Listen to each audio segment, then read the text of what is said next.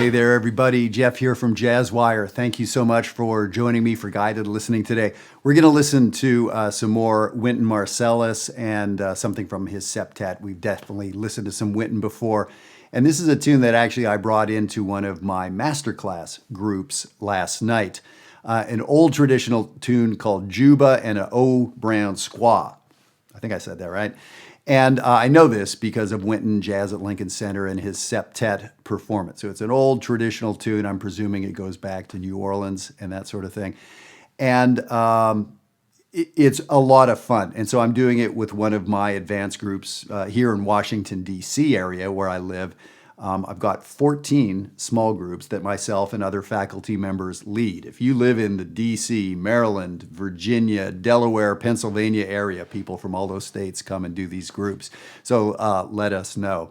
And we have 3 summer workshops coming up, right? In June, we have the Canadian Summit Workshop in Edmonton. In July, we have the Twin Cities Summit Workshop in Minneapolis. And then our flagship 22nd year in Rockville, Maryland, just outside DC. That's at the end of July. So we've just opened registration for those, and we're about 40% sold out. It goes fast, so please look at the website and see if you can grab a spot at one or a couple of these workshops. We'd love to work with you. 25 different faculty spread across these 3 workshops. And this is a fun tune to do. So now it's, I think this was recorded live at the Village Vanguard, 1994, if I'm not mistaken.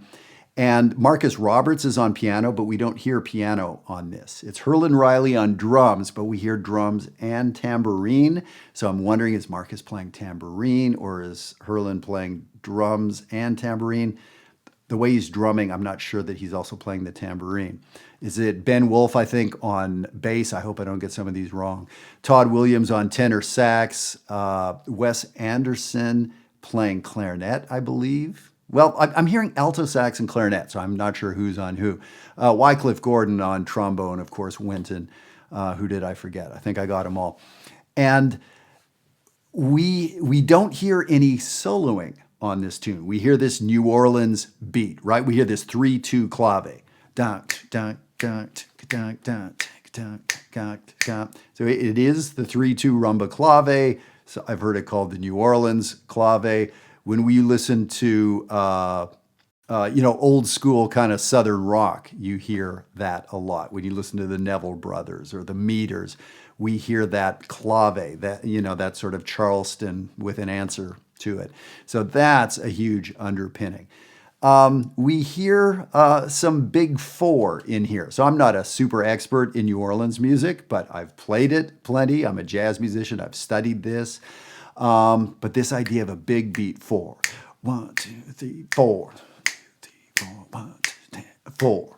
So the idea of stressing 4, that's definitely a New Orleans kind of thing. And so we hear this beat 4 in there. That's something I want you to be familiar with. And that sounds like a silly thing to bring up. Like there's only 4 beats, and so beat 4, like whatever.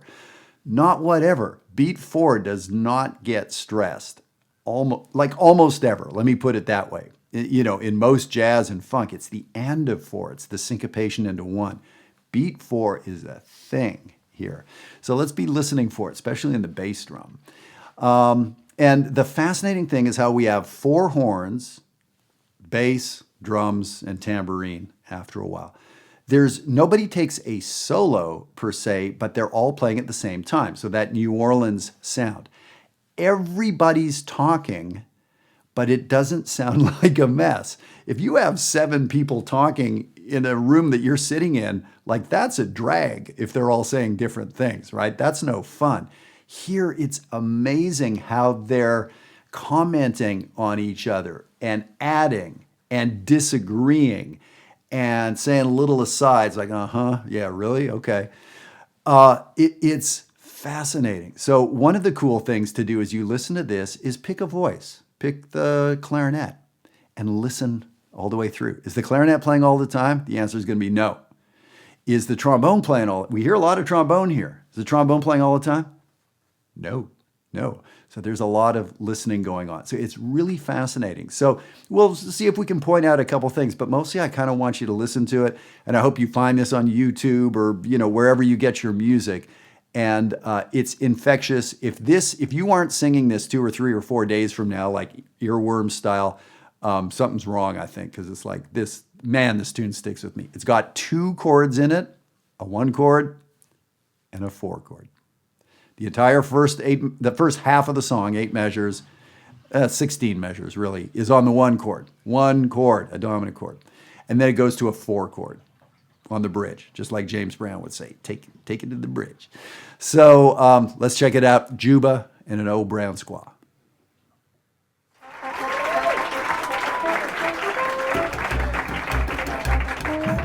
Hear the bass.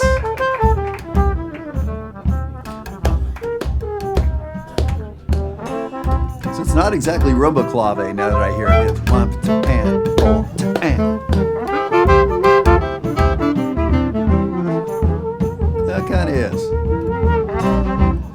So can you listen down to the bass and the bass drum? There's our groove.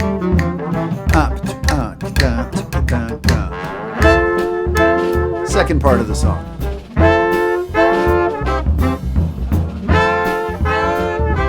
And that's it, whole thing again.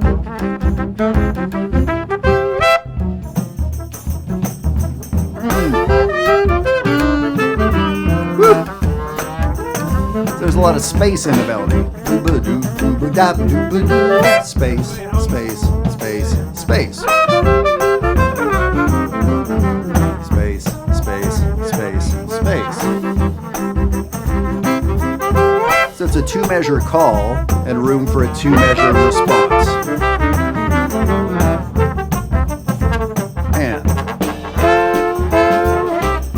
we go to a 4 chord to a 1 chord. 4 chord, 1 chord.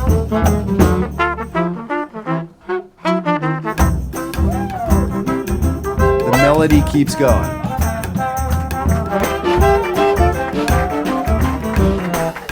So there's harmony, but it's not written out harmony exactly.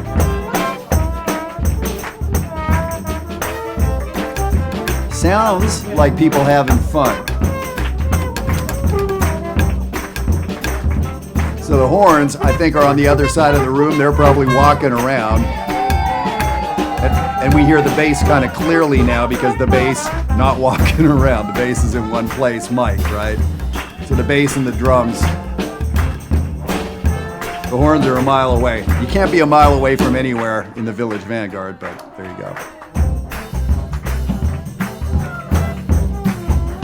It's kind of cool here.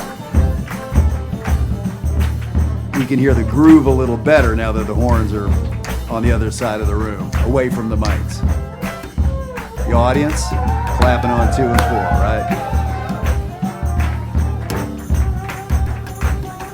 I wish I was there.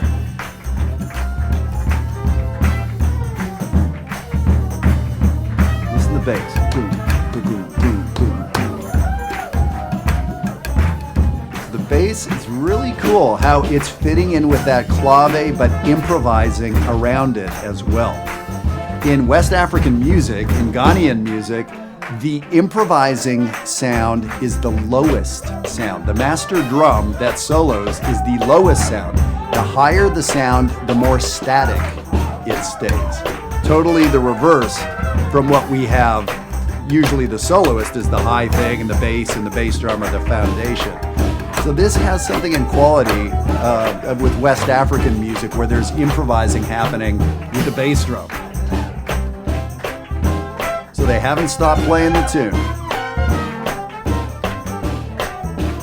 So that advice about pick a voice and just follow them through.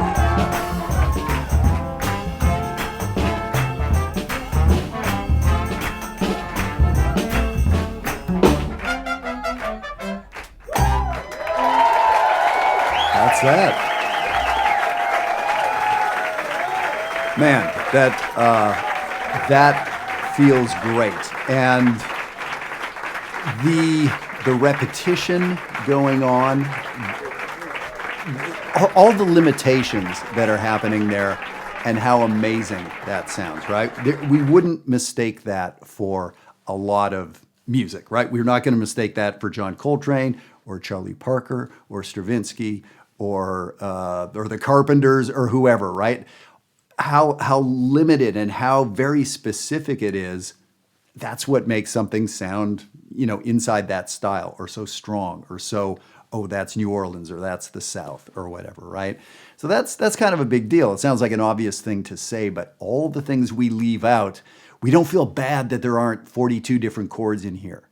The two chords, or, there's a dominant chord at the end, I guess, that we have, that creates the sound, that creates the universe. That go, go, go, go, go, go, go, that beat 4 that keeps coming up, that creates this sound. So when we hear this sound, or if we kind of dig this groove, it's like it's a very specific thing, yet there's also that looseness to it. It gets hard to talk about because every other word out of your mouth is a contradiction, that it's this specific groove. There's a New Orleans groove. What is it? Well, it's fuzzy. It's kind of like a quantum probability, right? Like it gets a little fuzzy around the edges, but the fuzziness is what you want. But there's ways to do it wrong, but don't just keep doing the same thing, right? So there's all these contradictions. So it's really fascinating music. I'm not expert in it, but like I said, I've played hundreds of hours of this music. I've studied it, read about it in ethno books and stuff like that. But nowhere near an expert in it. But I wanted to share this with you. This is such an important thing. This is a precursor to what we know of as jazz. Of course, this is jazz too, right? But this idea of starting in New Orleans with these traditional songs, and especially how the instrumentalists were playing with and over and through and around each other and not getting in each other's way. Fascinating. So I'd love to hear your experience with this music. If you have done some of this playing, what you find the challenges to be. It's challenging to do right. It's, playing this kind of traditional jazz. There's so many ways to stub your toe with it. So this is masterful playing. All right. Hope you enjoyed that. You have a great week. And like I'm saying, do some planning. Consider joining us for one of the 3 summer summits. And, write me. Happy to hold you a spot if you're not sure and if you need a week or two to sort things out or whatever. Yeah, write me, but don't assume I'll get back to this in 3 months. That may or may not work. So hope to see you in Edmonton, Canada, Minneapolis, DC area this summer. Have a great week. See you next time.